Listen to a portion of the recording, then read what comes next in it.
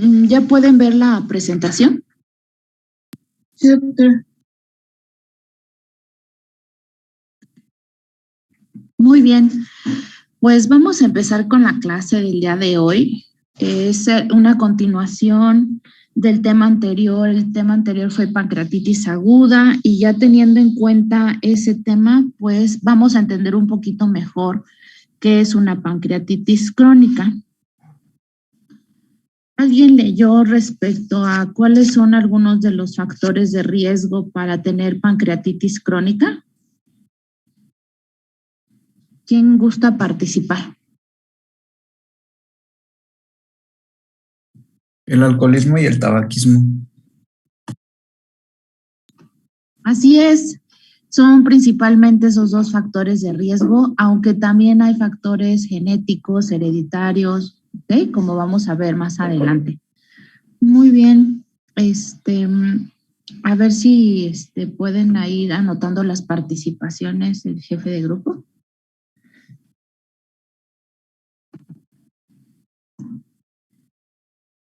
Entonces, dentro de las causas de pancreatitis crónica tenemos que el alcohol es por mucho de las más frecuentes. Se requiere por lo menos un consumo de 150 o 200 gramos por día para que se tome a consideración como un factor de riesgo. Les mencionaba que también hay mutaciones genéticas y de ser así, obviamente los síntomas empiezan a edades muy tempranas.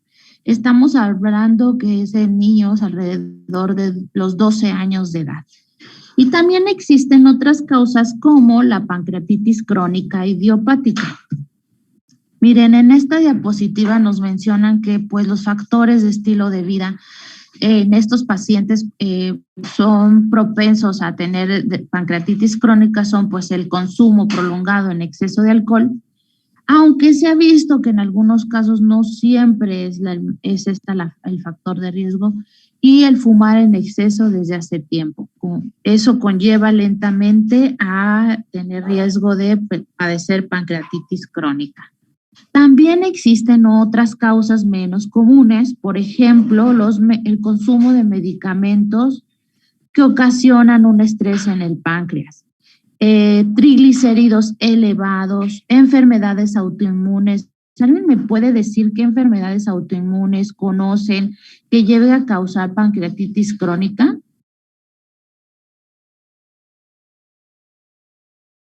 ¿Lupus? Así es, lupus. Lupus es una de ellas. También tenemos afecciones genéticas o hereditarias, especialmente, no sé si han oído hablar de una enfermedad llamada fibrosis quística. ¿Alguien tiene conocimiento de qué es esta enfermedad?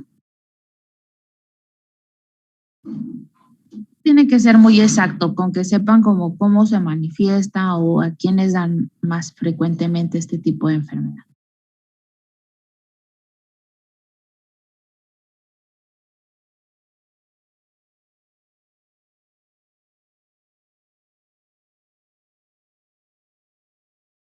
Bueno, son enfermedades que generalmente dan a niños, o sea, desde edades muy tempranas. Es una enfermedad en la que afecta las células que producen el sudor, los jugos gástricos. Entonces tienden a tener pues estas secreciones muy espesas, tanto la de los pulmones, de los bronquios, como también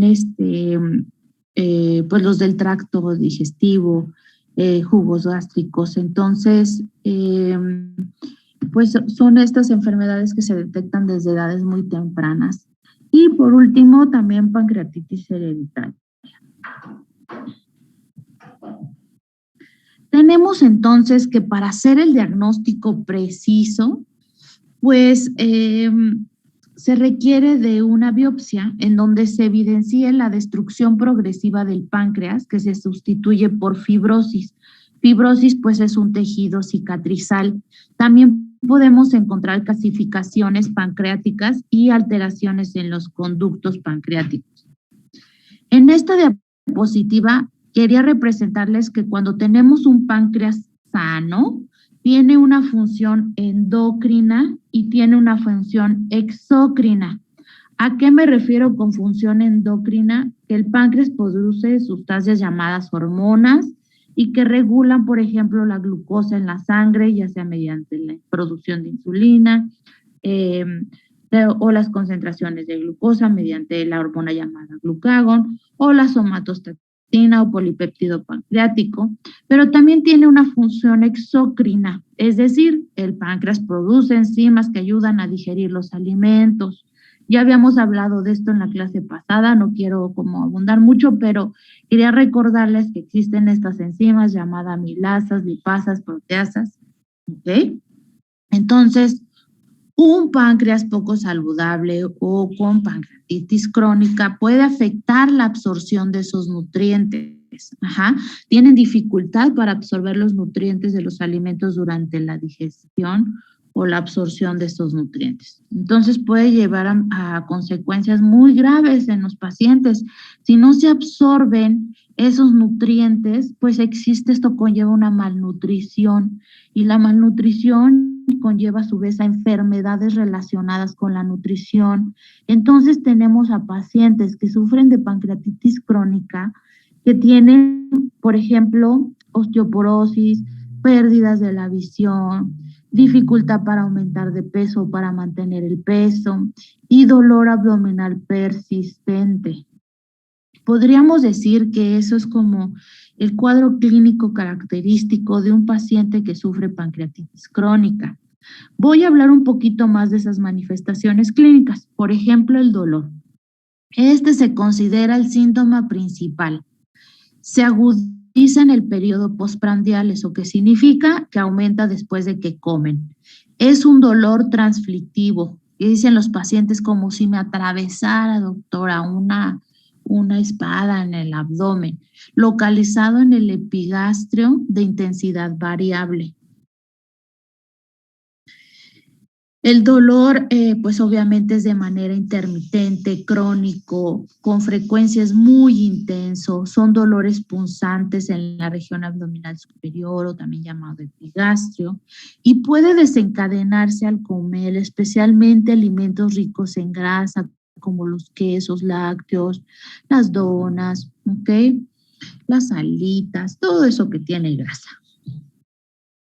Otra de las manifestaciones clínicas que podemos encontrar es la formación de pseudoquistes, que esta también se acuerdan que era una complicación de pancreatitis aguda. Entonces, estos pseudoquistes están relacionados con la ruptura de conductos secundarios o incluso de un conducto pancreático principal, y puede acumularse líquido que posteriormente pues forma el pseudoquiste. Dentro de las manifestaciones clínicas, es bien importante que se aprendan esta diapositiva. Los pacientes a lo mejor con ustedes pueden llegar porque tienen ese dolor abdominal crónico y porque tienen algo llamado esteatorrea. Y posteriormente algo que se llama creatorrea. A ver, como punto de participación, ¿qué es eso de esteatorrea y creatorrea?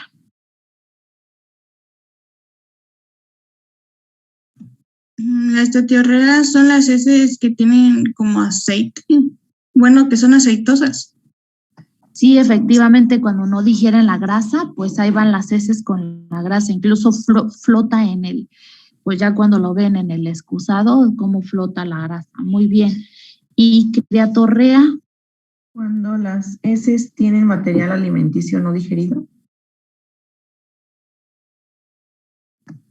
Así es, sobre todo cuando el paciente comió algo de origen proteico, una carne, por ejemplo, te dice el paciente, mire, hasta siento que veo ahí los pedacitos de carne sin digerirse, ¿ok? Y esta esteatorrea y creatorrea, ¿a qué creen que sea debida? ¿A la disminución de la producción de qué enzima? ¿Amilasa? Proteasas. ¿Tricina?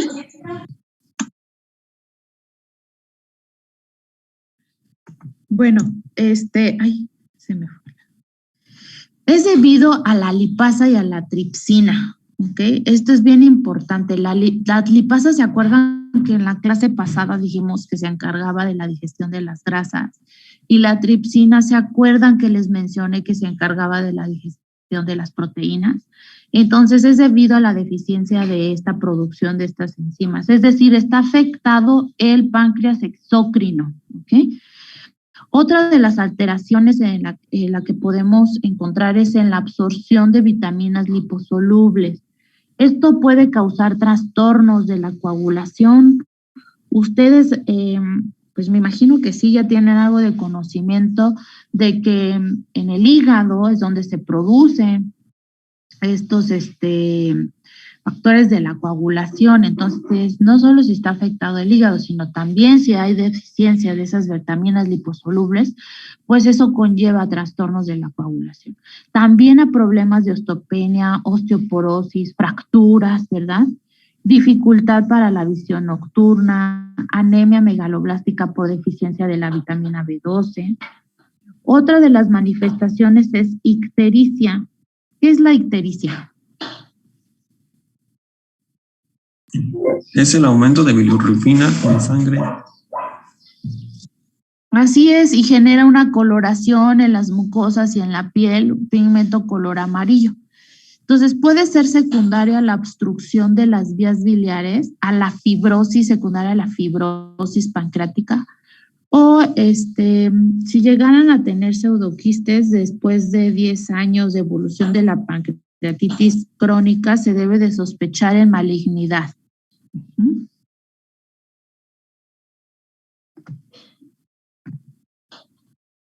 Entonces, como regla general, podremos decir que hay un promedio después de que aparece la pancreatitis crónica. En un transcurso de 8 a 15 años después es cuando aparece la insuficiencia exócrina.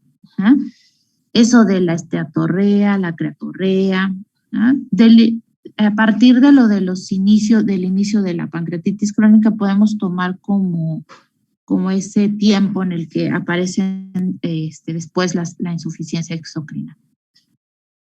Hay otras complicaciones que podemos encontrar y que no son menos importantes que las que mencionamos anteriormente. Una de ellas es la hemorragia digestiva alta.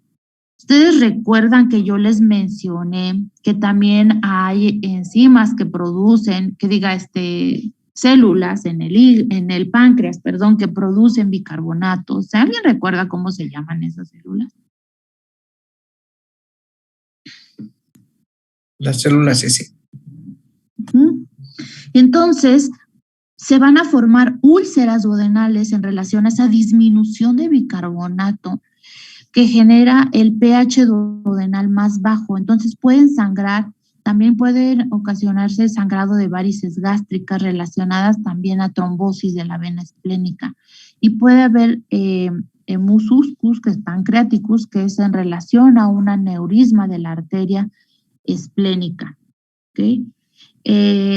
Hay también otras manifestaciones. Por ejemplo, una complicación es que el paciente tenga diabetes, o sea, que se le diagnostique diabetes. Esto ocurre, por ejemplo, a los 5 años de haber padecido la pancreatitis en un 30% de los pacientes, a los 10 años en un 50% de ellos, y a los 17 años hasta el 70% de los pacientes tiene diabetes.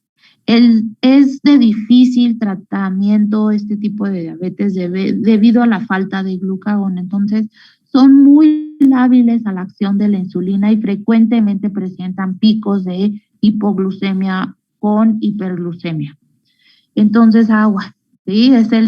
Que te dé una diabetes secundaria, una pancreatitis, híjole, es de bien difícil control. La obstrucción duodenal es otra complicación. Esto que genera como síntomas en el paciente, pues va a decir que no tolera comer, que presenta vómitos después de comer. Esto es causado debido a que se va hipertrofiando la cabeza del páncreas o por fibrosis alrededor del duodeno o también debido a pseudoquistes. Entonces, ¿qué debemos de hacer ahí? Pues pedir un estudio de imagen para llegar al diagnóstico correcto, por ejemplo, una tomografía. Ahora bien, recuerdan que para hacer el diagnóstico de pancreatitis aguda, ¿qué teníamos que tener? ¿Se acuerdan de la triada que les comenté?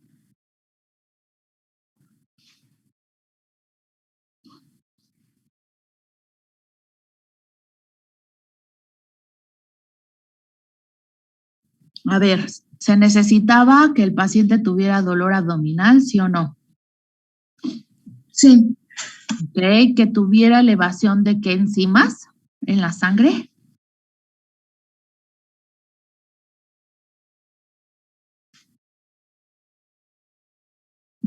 A ver, vamos a de la amilasa y de la lipasa, ¿verdad? Y también, por último, les dije que necesitamos de algo en especial para hacer el diagnóstico. A ver, ¿está ahí Armando López?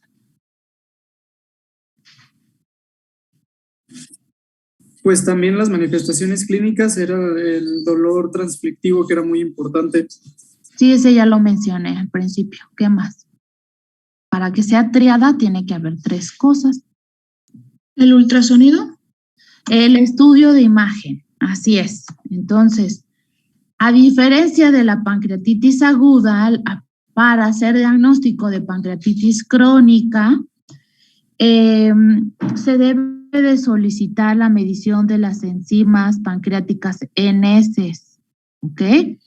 Otra manera, pero es un poco más invasiva, es esta imagen que aquí les puse, que se recolecta líquido pancreático del intestino y se analiza durante un periodo de 2 horas. Obviamente, pues aquí es un estudio invasivo porque pues hay que colocar una sonda, hay que estimular la producción, hay que recolectar el líquido. Entonces es como más invasivo, más difícil de realizar, no se realiza en cualquier lado. Entonces, la otra opción que tenemos con mayor facilidad es la cuantificación de estas enzimas en heces. Los análisis de sangre no son útiles para el diagnóstico, es decir, la medición de la amilasa y la lipasa séricas, esas no se utilizan para el diagnóstico de pancreatitis crónica. Ahora bien, llegamos al tratamiento. ¿Qué es lo que tenemos que darle a ese paciente? Bueno, él va a llegar por dolor abdominal, que podemos ofrecerle pues paracetamol en casos de dolor leve o algún opioide en caso de dolor intenso. También si el páncreas ya está teniendo fibrosis, hiperplasia de la cabeza del páncreas o está generando una obstrucción, pues se puede hacer una cirugía, una resección de algún segmento pancreático o derivar el conducto pancreático a un asa intestinal. Si el dolor se debe a un aumento de la presión de los conductos pancreáticos, se puede colocar una prótesis plástica en el conducto, o incluso inyectar en el plexo celíaco, que es el origen del dolor neuropático.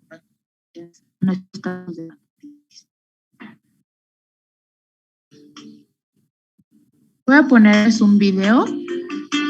Espero que se escuche. Le voy a subir el volumen. Buenas noches, bienvenidos a nuestro programa de actuación en gastroenterología.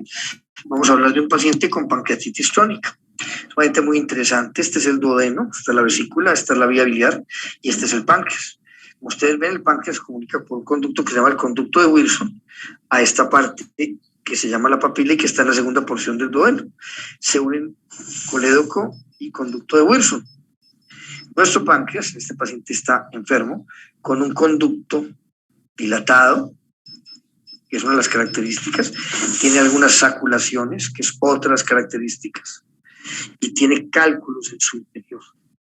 Todo esto produce dolor.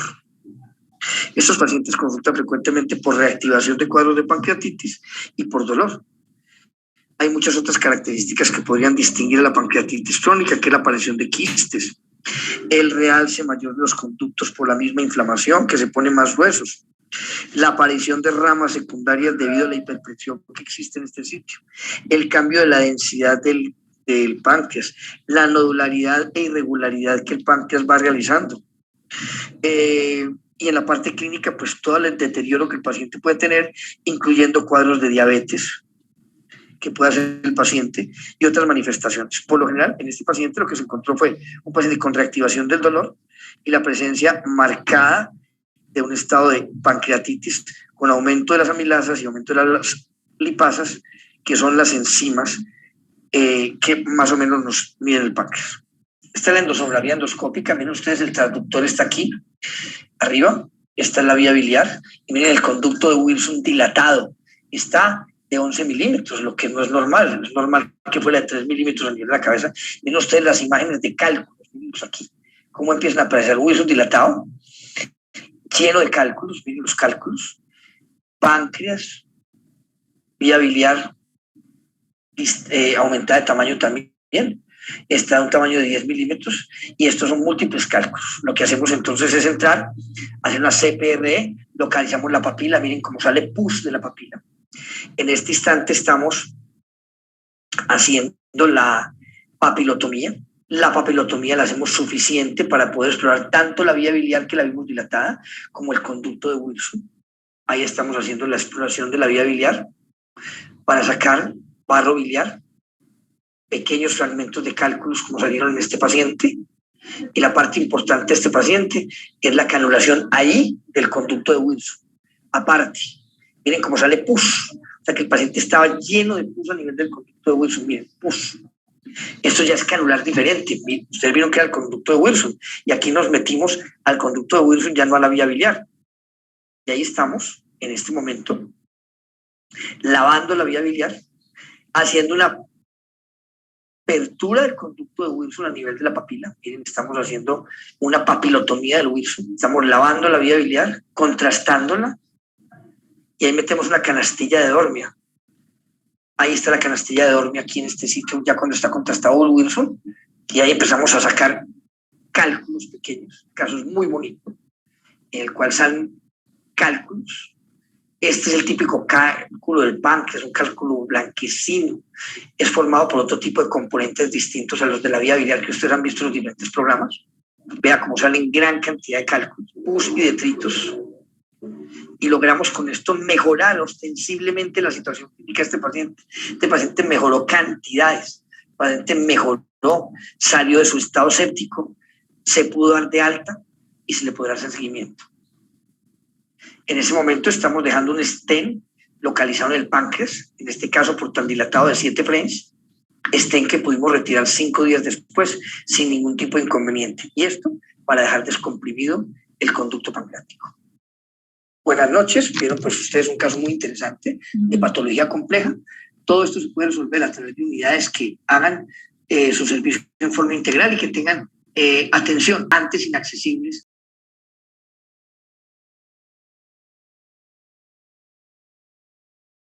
Y que eran solamente posible verlos y tratarlos a través de cirugía. Buenas noches.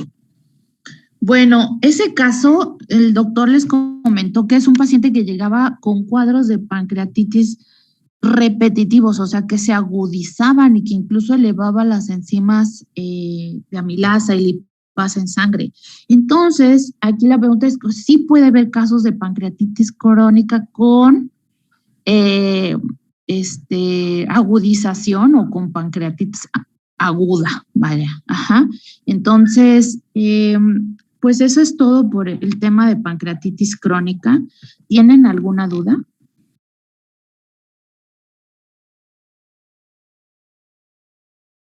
Disculpe, doctora, ¿cómo dijo que se llamaba a la elevación de enzimas en las heces?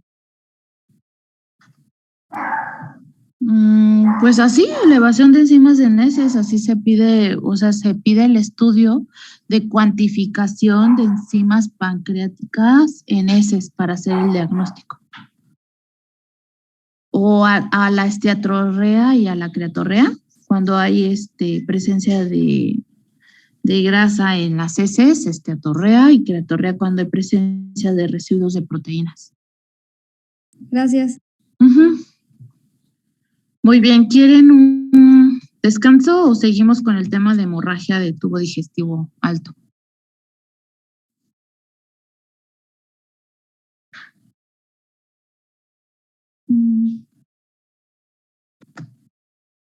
Yo digo que de una vez. Ok. Bueno, pues vamos a empezar a ver el otro tema.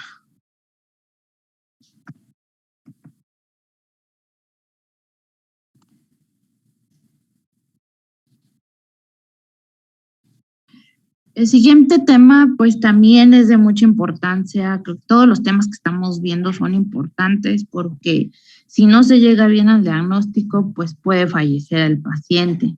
Entonces, el propósito general de la clase es la capacitación de ustedes para identificar y hacer manejo del sangrado del tubo digestivo, alto, definir qué es un sangrado de tubo digestivo alto, de señalar sus causas más comunes, describir las principales características clínicas y señalar las conductas diagnósticas y terapéuticas.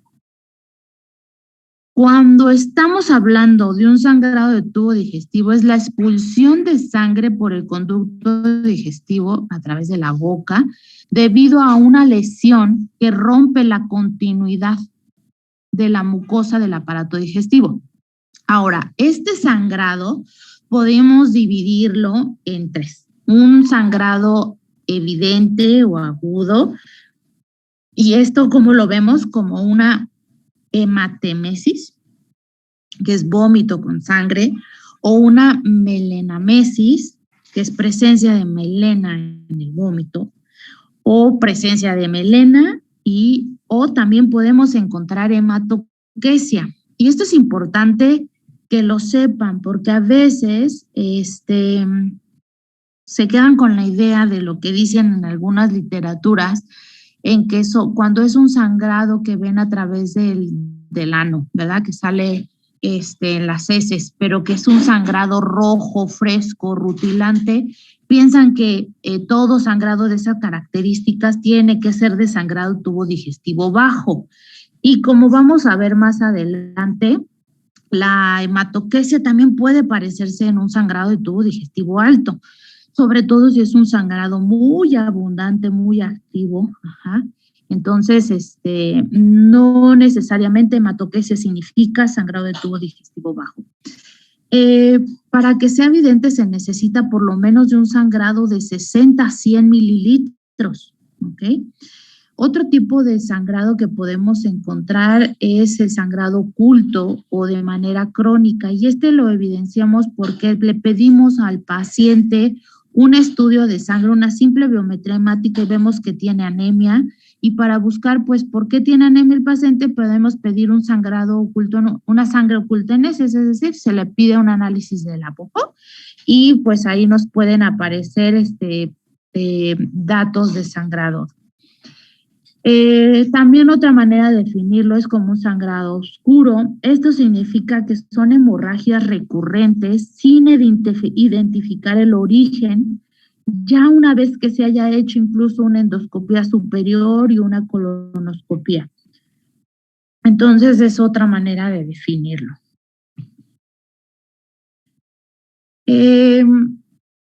Entonces, este es un punto clave. Algo que les mencionaba hace unos segunditos, el color de las heces no siempre es un indicador fiable del origen de la hemorragia. La hematoquesia, o sea, la presencia de sangre fresca en la popó, en un sangrado de tubo digestivo alto, se da cuando por lo menos el paciente está teniendo un sangrado activo de por lo menos unos 1000 mililitros. ¿Ok? Entonces, ojo con eso, es un paciente que se tiene que atender con urgencia. Podemos clasificar el sangrado de tubo digestivo alto en sangrado de tubo digestivo alto varicial o no varicial, también llamado el no varicial como de origen péptico. Ahora bien, esta es pregunta para ustedes. ¿Cuál es la causa más frecuente de un sangrado de tubo digestivo alto?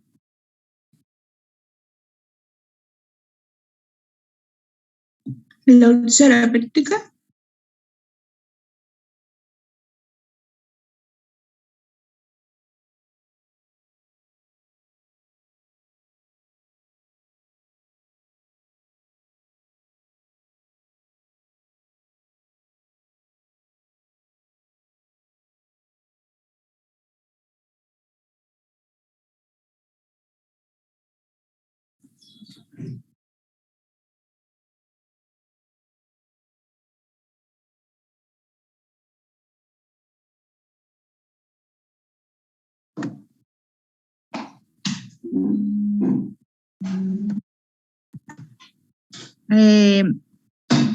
¿Sí me escuchan? Sí, doctora. Ok. Bueno, estaba bien la respuesta, pero también hay otras causas de las que siempre están como peleándose el primer lugar de sangrado de tubo digestivo alto, sobre todo en nuestra población mexicana. ¿Cuál creen que sea? Aparte de la úlcera péptica.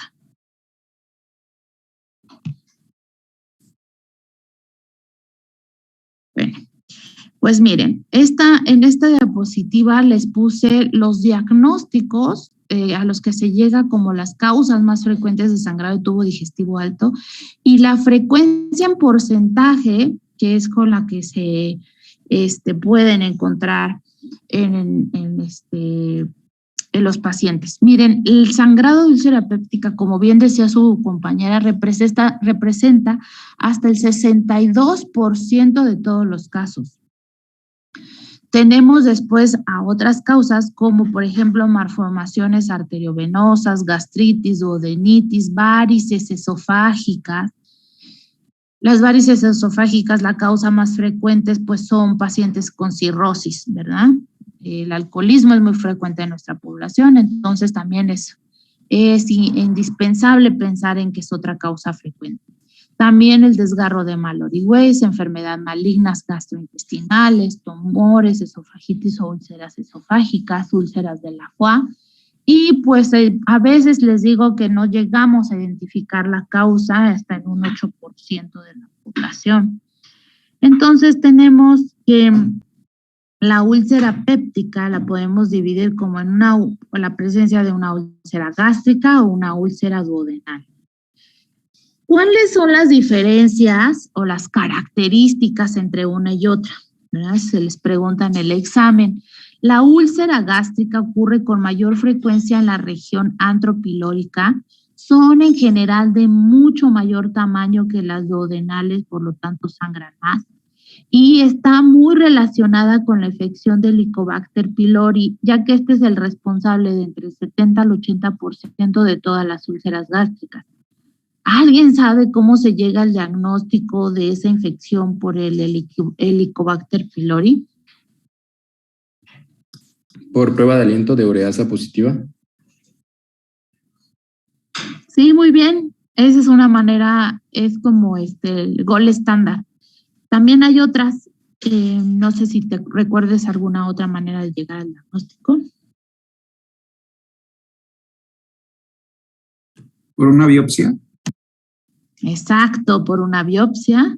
Y todavía les faltan dos más maneras. ¿Puedes buscar el antígeno en heces? Así es, la presencia en heces y también serológicamente en sangre. Ajá, muy bien. Y tenemos también que, pues, cómo se diferencia una úlcera duodenal. Esta es la causa más frecuente de hemorragia digestiva alta. En algunas, dentro del grupo de úlcera péptica, es la causa más frecuente de úlcera duodenal, es asociada a infección por Helicobacter pylori, responsable de hasta el 95% de las úlceras en esta región. El riesgo relativo de sangrado es mayor que en las gástricas debido a la tendencia a sangrado. O sea, pues sí, aunque son no tan grandes como las gástricas, tienden a ser más friables y más fácil de sangrar, aunque en menor cantidad. Vamos a ver la siguiente diapositiva. Entonces, siguiendo con las causas más frecuentes en México, la que está por arriba de todas es la gastropatía erosiva. Esta pues se da mucho sobre todo a los que son consumidores de alcohol. Ajá. Luego sí, úlcera gástrica, úlcera duodenal, esofagitis péptica, neoplasias, desgarro de Mallory Weiss, duodenitis y pues de origen no determinado. El tabaquismo es considerado como un factor de riesgo ulcerogénico y es la causa más frecuente entre las que son responsables de la refractariedad del tratamiento. Es decir, el paciente ya está pues con todo lo que se puede dejar de medicina y vuelve a resangrar, pero pues si sigue fumando, pues esta es la causa más frecuente de resangrado. Ahora yo les tengo otra pregunta. Aparte de esas patologías que vimos de la infección por Helicobacter pylori, lo de la úlcera péptica, lo de las varices, pues hay otras causas de sangrado. ¿Cuál es el AINE o el antiinflamatorio no esteroideo que más frecuentemente se asocia a un sangrado de tubo digestivo?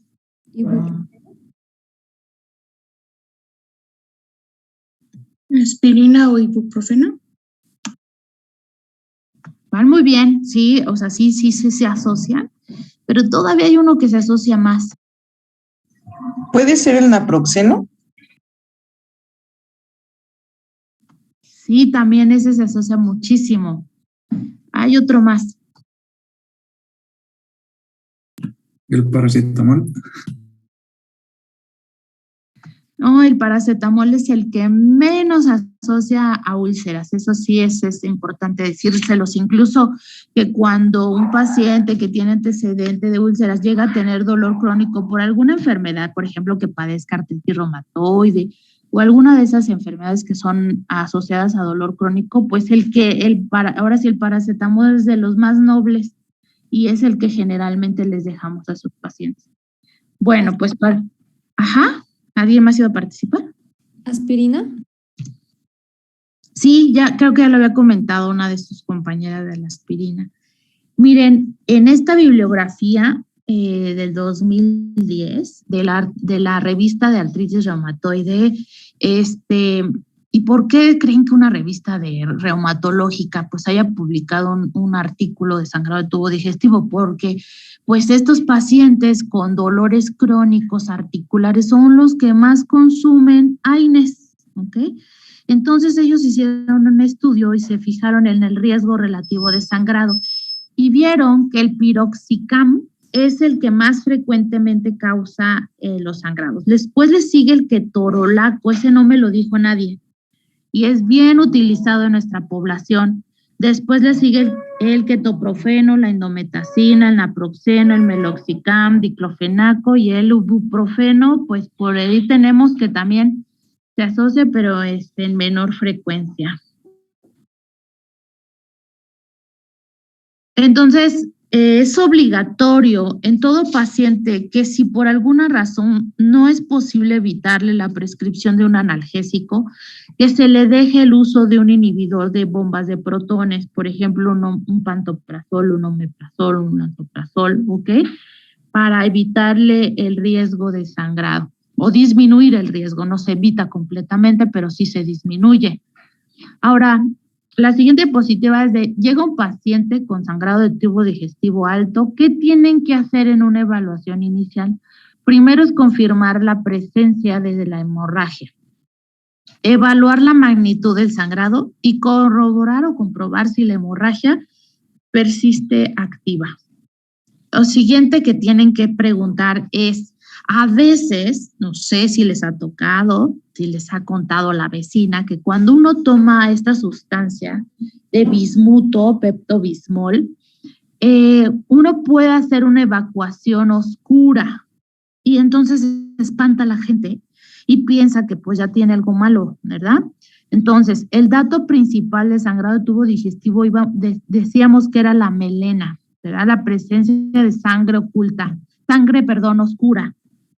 En las heces. Esta es una sangre que muchos lo describen como sangre digerida, como, a ver si pudiéramos darle el ejemplo de algo que lo asociaran con que conocen más, por ejemplo, podría ser como el zapote o, ¿cómo se llama esta otra comida? La moronga, ¿ok? Entonces es el dato principal de la evacuación de un sangrado de tubo digestivo alto, pero también puede dar un color oscuro el consumo de este tipo de medicamentos. Es algo que siempre tiene que preguntar al paciente si ha consumido recientemente, pues para saber si realmente no es una hemorragia. Otra cosa que deben de preguntar si ha consumido recientemente es la presencia de hierro, de fumarato ferroso, porque también puede dar esa característica oscura en las heces, o si ha consumido este calamar que pinta de color oscuro las heces. Bueno, entonces después de hacer ese interrogatorio de que ya saben que no consumió nada de eso el paciente, deben de proceder a realizar un tacto rectal. ¿Por qué? Porque es la manera más fácil, más que está así literal a la distancia de un dedo, de que ustedes pueden ver la característica del sangrado, si es rojo rutilante, si es negro, si tiene coágulos, ¿ok? Si es como un sangrado más oscuro, ¿ok? Entonces, no tengan miedo de hacer un tacto rectal. Otra cosa que quería mencionarles dentro de la evaluación inicial es que no está indicada la colocación de una sonda nasogástrica. Alguien que sepa o que vea como la lógica de por qué no le vamos a poner una sonda nasogástrica a un paciente con sangrado de tubo digestivo alto, que me pueda decir. ¿Porque puede lesionar más? Así es, porque no sabes si viene la úlcera del esófago y tú al momento de ponerle la sonda lo lastimas más, o si la úlcera es del estómago y haces que se quite como el coagulito que ya se estaba formando ahí, como digamos el coagulito, la costrita. O qué tal si es un sangrado varicial y entonces es peor, empeoras el sangrado. Entonces nunca pongan una sonda nasogástrica a un paciente que llega con sangrado de tubo digestivo alto.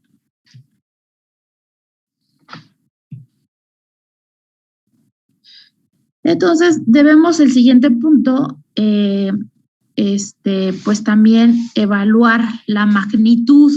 Al evaluar la magnitud, pues tienen que saber si el paciente está estable o inestable. O sea, no es lo mismo un paciente que literal llega ya chocado, o sea, que está al borde de la muerte por un sangrado masivo, a alguien que puede esperarse a que ustedes le pidan con calma los estudios, que le revisen, que lo interroguen. Entonces, lo primero que tienen que hacer también es identificar los signos vitales del paciente, saber dentro del interrogatorio la historia clínica, si tiene antecedentes, por ejemplo, de un infarto. ¿Por qué? Porque es un paciente que tiene antecedentes de estas enfermedades, como por ejemplo un infarto, una insuficiencia renal o de alcoholismo. Nos pueden sugerir la etiología, pero también nos pueden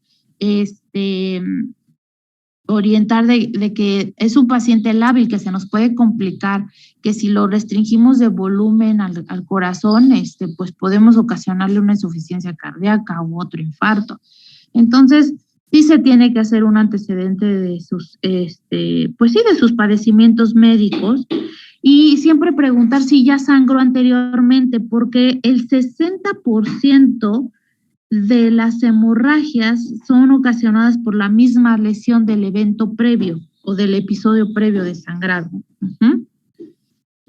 Dentro de la historia de los medicamentos tienen que preguntar si consumió diclofenaco, aspirina o algún anticoagulante como la warfarina, la fenocumarina, o de los anticoagulantes que están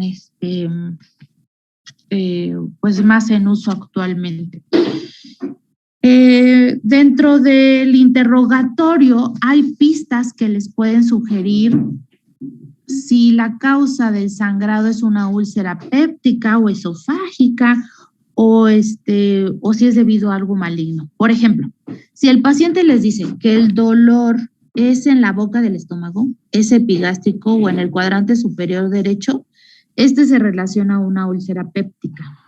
Si les dice que tiene dolor al tragar o al pasar alimentos, que tiene sensación de reflujo o de que se le atora el alimento al pasarse o que le causa dolor, sugiere una úlcera esofágica. Si el paciente tiene aparte emesis, náuseas, tos, antes de la hematemesis, sugiere un desgarro de mal orihues. Es decir, por ejemplo, un paciente que se le ha pasado vomitando de manera exagerada por algún padecimiento de lo que ustedes quieran, ese vómito tan seguido, tan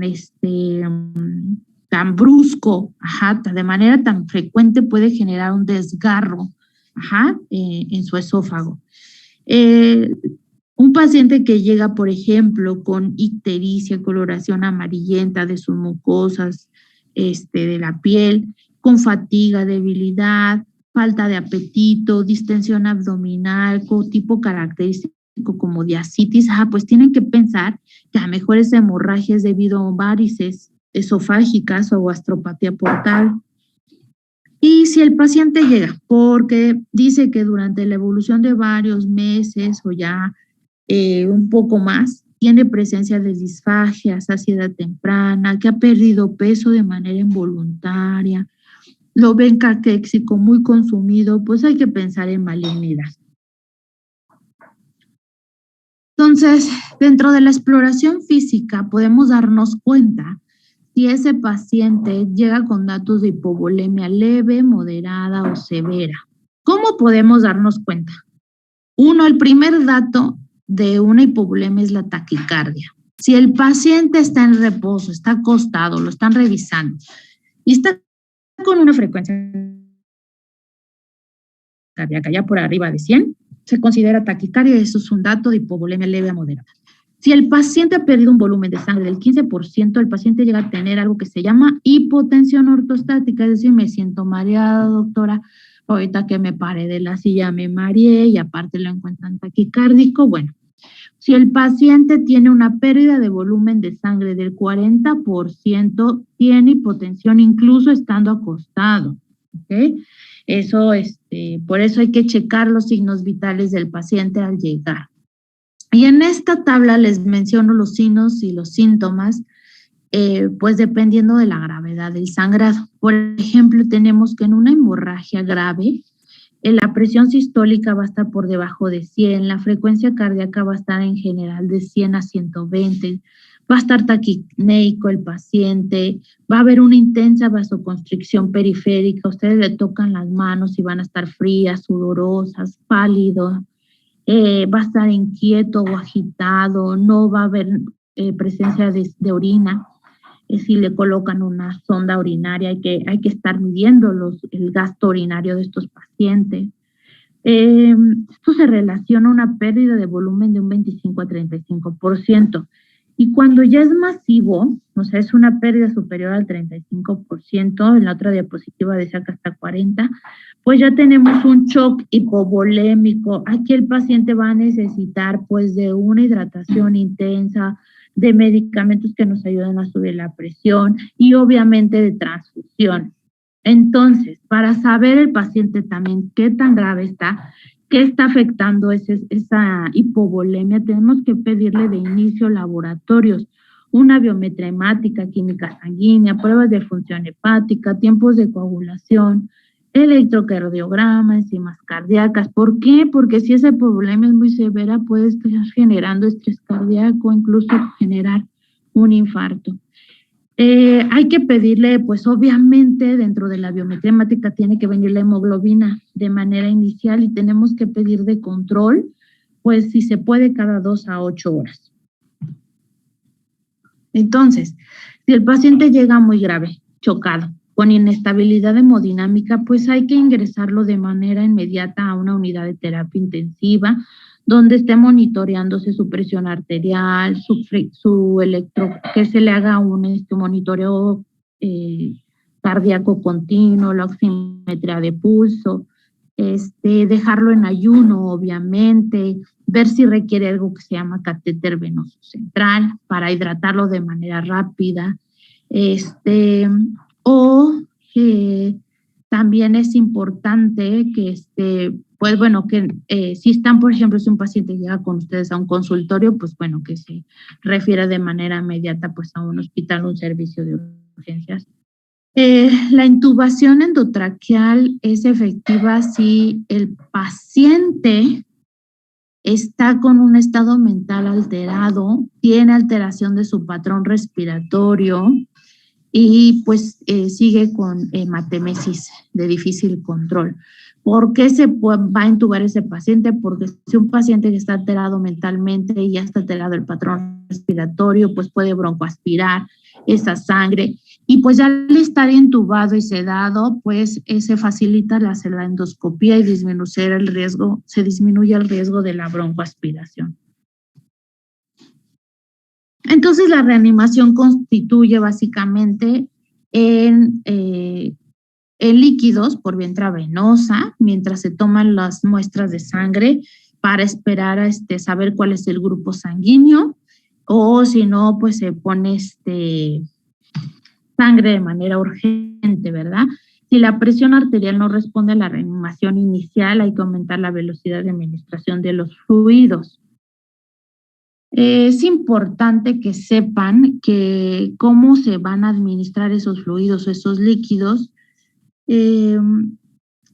Si se debe de mantener como ciertas metas. Por ejemplo, es necesario como objetivo llegar a una presión arterial sistólica mayor de 100, que la diuresis esté orinando el paciente más de 30 mililitros por hora, que si se tiene opción de colocarle catéter venoso central, mantenga una presión venosa central entre 0 y 5. No es necesaria la transfusión sanguínea para reponer la volemia, es decir, de manera inmediata, pues con soluciones cristaloides, al inicio es más que suficiente.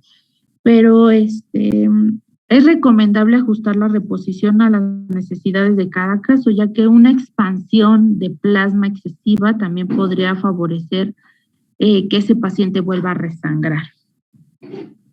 Entonces, tanto es malo no hidratarlo como hidratarlo de más, ¿ok? Para eso es importante que pues ya en eso se salieron sus laboratorios y ya tienen su nivel de hemoglobina del paciente. Si está por debajo de 7 y el paciente no tiene ninguna comorbilidad, se debe de transfundir si la hemoglobina está por debajo de 7 para mantenerla en un grado entre 7 y 9.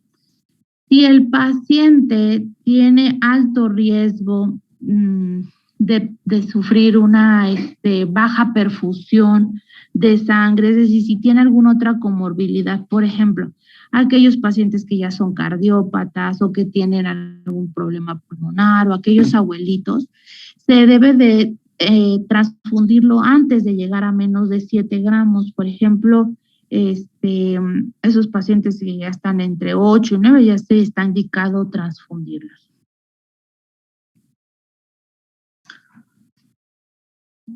Entonces, pues bueno, hay varios artículos que nos hablan de cuándo transfundir o no a un paciente. Y bueno, ¿cuándo debemos de evitar sobretransfundir? Hay que evitar sobretransfundir en pacientes con sospecha de hemorragia varicosa, por ejemplo, los pacientes que son alcohólicos, que ya tienen datos de cirrosis. ¿Por qué? Porque puede empeorar la hemorragia.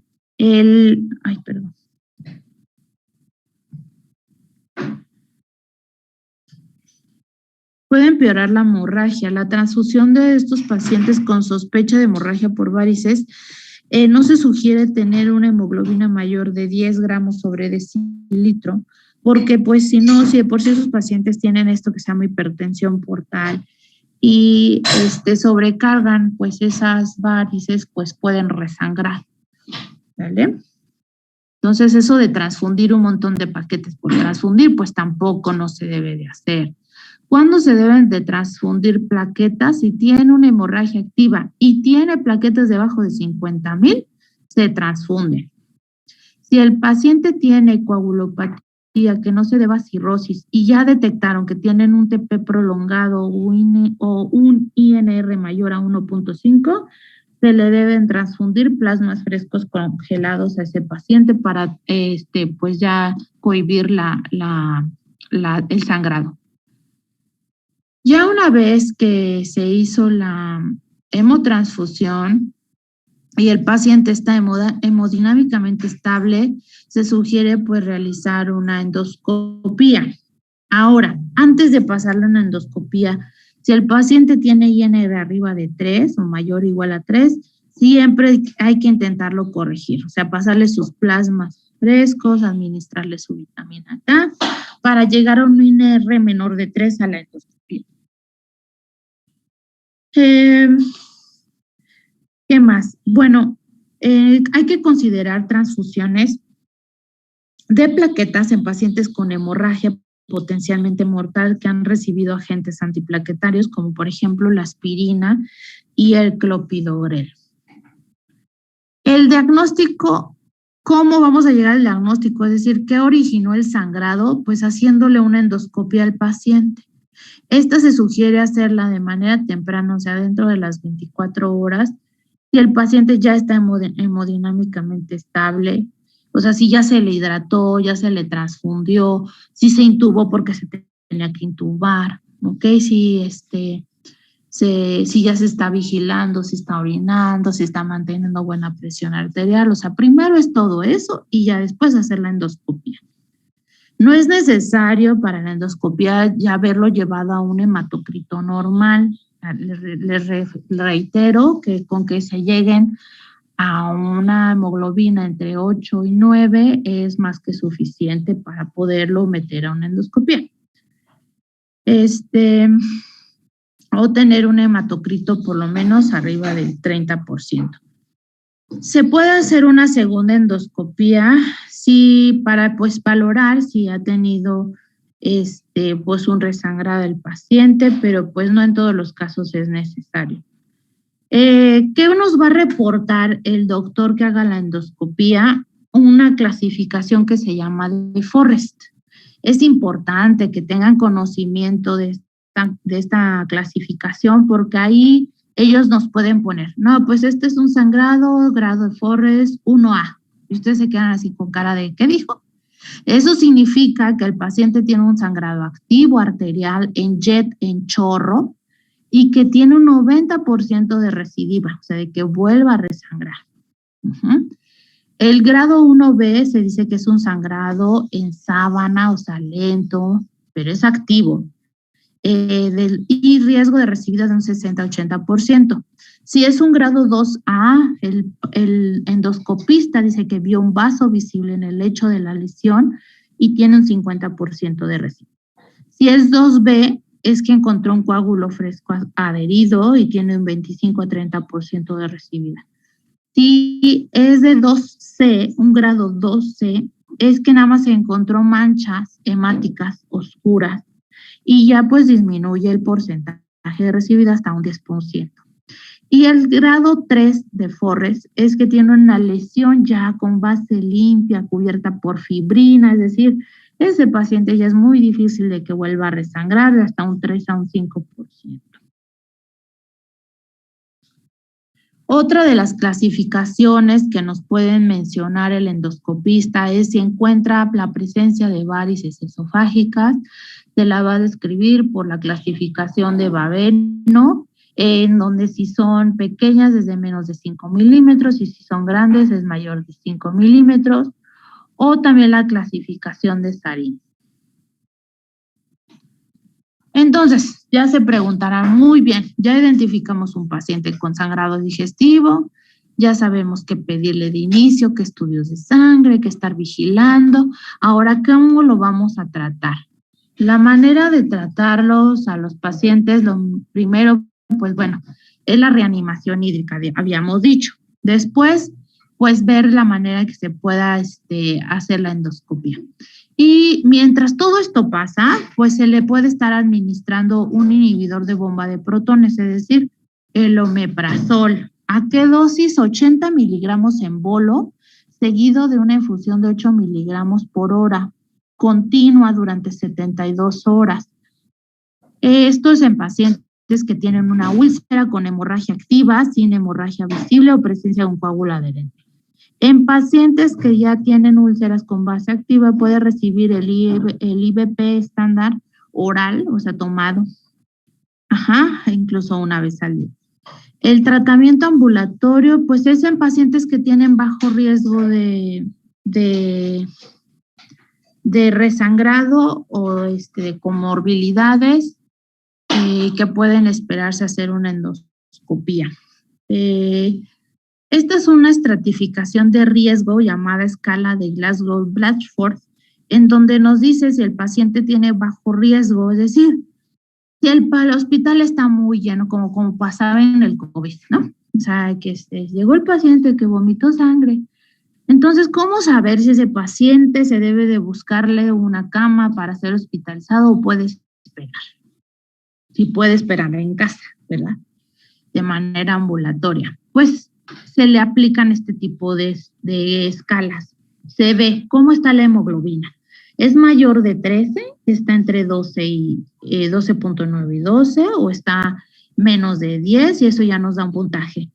Es diferente la hemoglobina entre el hombre y la mujer. ¿Cómo está la presión arterial sistólica? Está arriba de 100, está debajo de 90.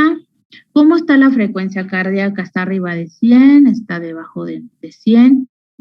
¿Hay presencia de melena, sí o no? ¿Tiene antecedente de una hepatopatía crónica, sí o no? ¿O tiene insuficiencia cardíaca, sí o no? El paciente es de bajo riesgo, es decir, puede mandarlo a casa a esperar a hacer el tratamiento ambulatorio si tiene menos de 6 puntos.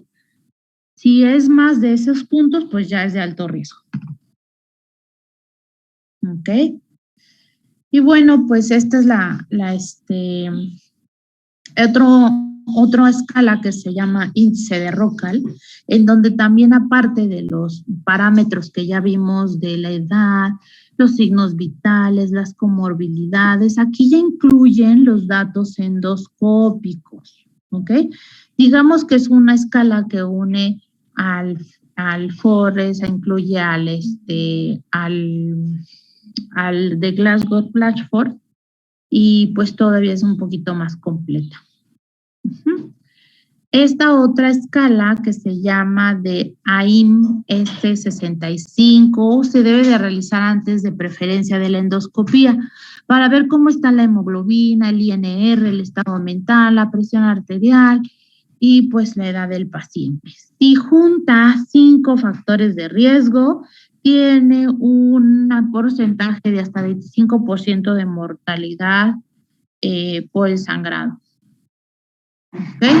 Todas estas son como cuadros que nos ayudan a ver el diagrama de flujo de cómo desde que llega un paciente con sangrado de tubo digestivo de origen ulceroso, qué es lo que tenemos que hacer, ¿no? Pues que inmediatamente pues hidratarlo, iniciar su tratamiento con inhibidor de bomba de protones, hacerle su endoscopía, ver qué salió en la endoscopía, dependiendo de eso, ver si necesita un tratamiento más específico durante la endoscopía,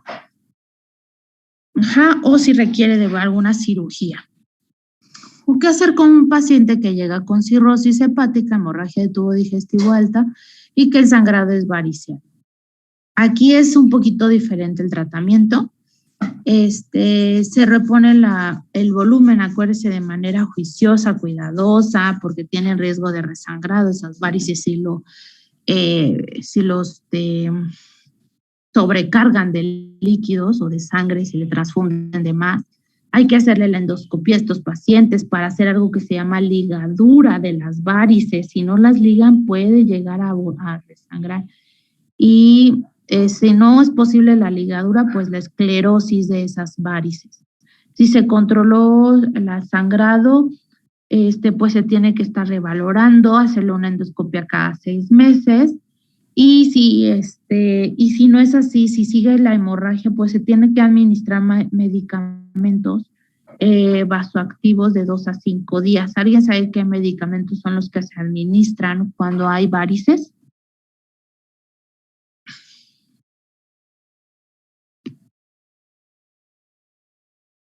¿Cuáles son esos medicamentos vasoactivos? Vienen en el examen.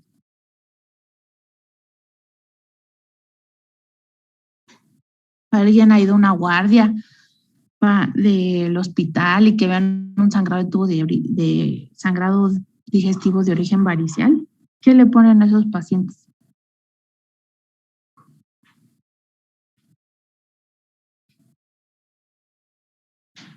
Van a investigar cuáles son esos medicamentos.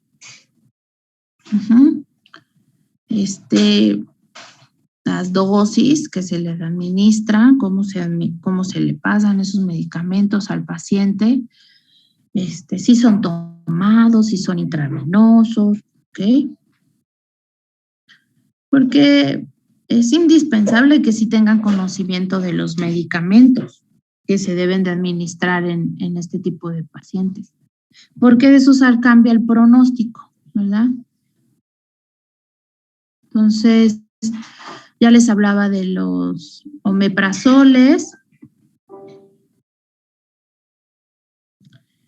Ya había mencionado lo de las dosis del omeprazol, pero lo que no les había mencionado es por qué se le va a administrar un inhibidor de bomba de protones a los pacientes. La terapia con el omeprazol genera que el pH gástrico que se encuentra pues ácido, ¿verdad? Lo mantengamos por arriba de 6. ¿Por qué creen que es importante pues alcalinizar un poco el pH gástrico? Pues supongo porque la mucosa ya anda débil, entonces si está ácido, pues va a lastimar más y va a erosionar más. Así es, porque resangran esos pacientes ante un pH gástrico ácido.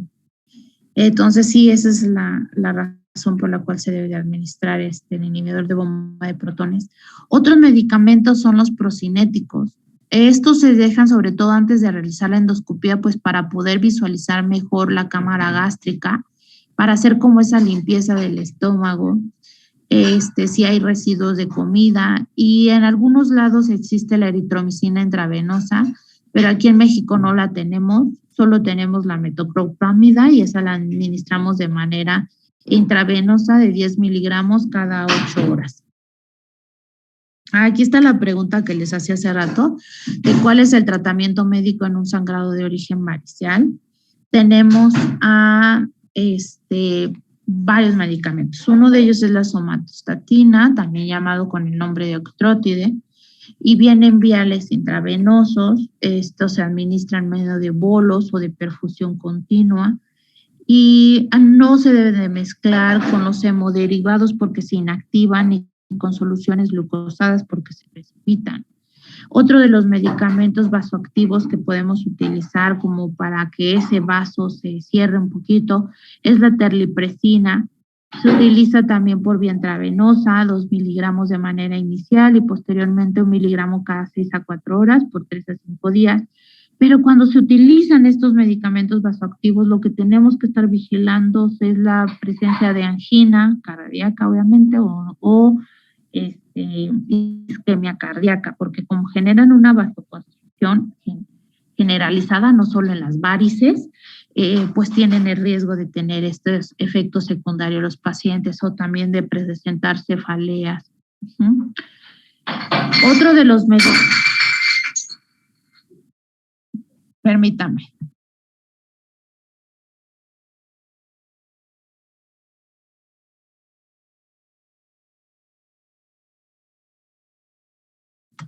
Perdón. Otro de los medicamentos que hay que administrar son los antibióticos. Miren, en los pacientes con cirrosis hay riesgo de que tengan infecciones bacterianas hasta en un 50%. Y pues a estos pacientes como antibióticos se le administran de manera profiláctica 1 gramo de ceftriaxona cada 24 horas por 7 días. Y también pues otro de los medicamentos que les dije que nos ayuda a evitar lo del sangrado es la vitamina K. Puede administrarse dosis de una ámpula de 10 miligramos o incluso pues la dosis máxima es hasta 12 ampolletas intravenosas o intramusculares.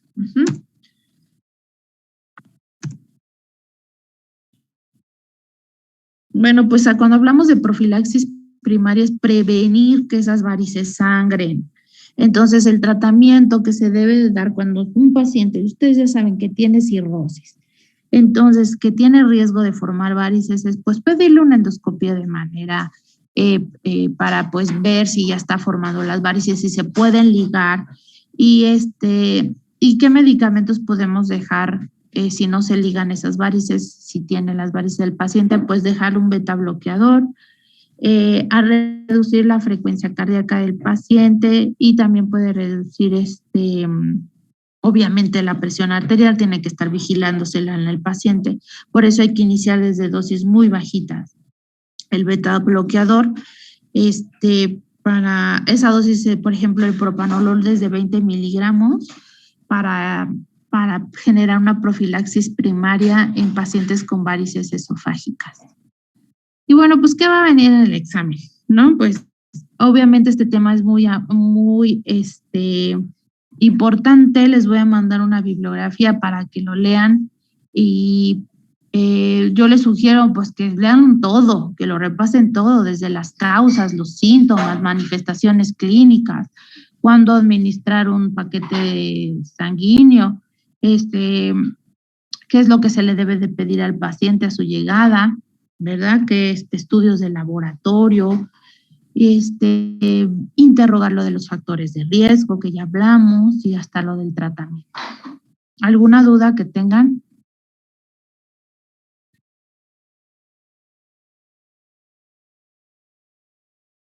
No, gracias. Bueno, entonces ahorita les envío el artículo y pues ya si tienen duda, cualquier cosa, pues ya me escriban. Ahí con sus compañeritos tienen también mi WhatsApp y si no, ahí les dejo mi número, mi correo electrónico. Y pues las redes sociales en donde pues las reviso diario, donde también aclaro dudas suyas independientemente de este tema. ¿Vale, chicos? Entonces, para el día del examen van a venir temas pancreatitis aguda, pancreatitis crónica y sangrado de tubo digestivo alto. Para que los estudien los tres. Muchas gracias, doctora. Bueno, pues sería todo. Cuídense mucho. Nos vemos. Gracias, doctora. Hasta luego.